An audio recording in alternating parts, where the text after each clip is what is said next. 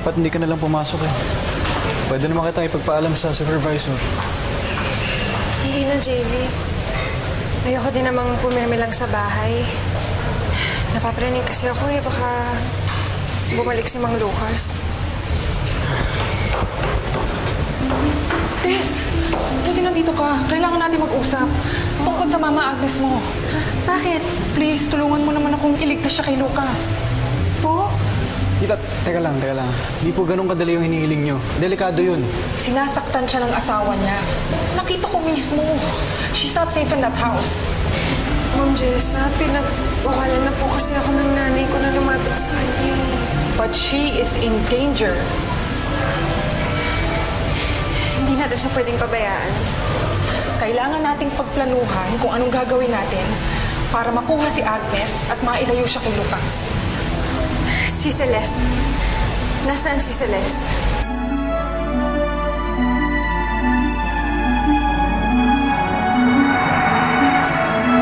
Bakit naman kita tutulungan? Dahil nanay mo siya. Hindi niya ako tunay na anak. Pero itinuring ka niyang tunay na anak. Alam mo, Celeste, kahit naman anong sabihin mo, alam kong may malasakit ka sa mommy mo. Kaya ka naman nagkakaganyan dahil nagsiselos ka, dahil ayaw mong mabaling ang atensyon niya sa iba. Celeste, tanggap ko na ayaw mo sa akin. Hindi ko naman ipipilit ang sarili ko sa'yo. Pero kailangan nating magtulungan ngayon para sa mommy natin. Hindi madali ang pinapagawa niya sa akin. Si Daddy ang kinakalaban natin dito. Para sa mommy mo. Sige, payag ako. Talaga? Alang-alang kay Mommy. Salamat, Celeste. Thank you.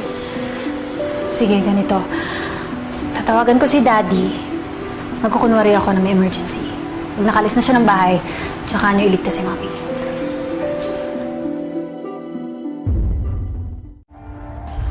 Ate, bakit dito tayo dadaan? Pasensya na po.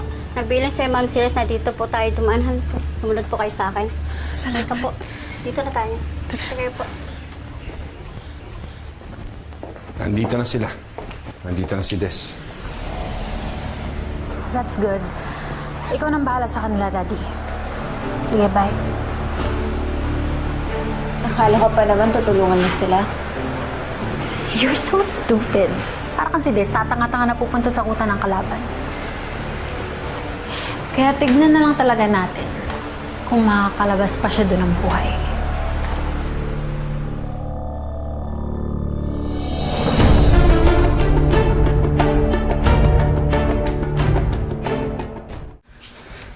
Sige na, Des. Pumasok ka na. Ako magbabantay dito. Yes! Nakitatakos ko po kayo. Paano ka nakapasok dito? Tinulungan po ako ni Celeste. Dali lang, hindi ka pwede pumasok. Bahay ko to. Hindi ka pwede pumasok.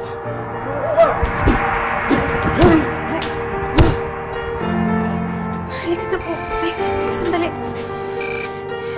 Hello, Ma'am Jessa. Kasama ko na po si Mama. Mag-iingat kayo. Alam na ni Lucas na nandyan kayo. Ha? Paano nalaman ni Sir Lucas? Sinabi ni Celeste, trap to.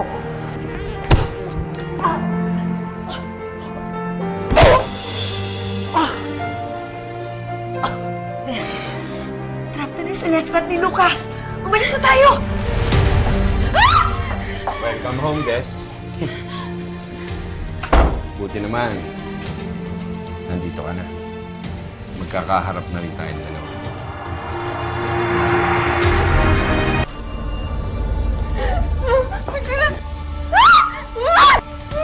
Des, hindi kita napakakawalan ngayon. Hindi siya si Ren!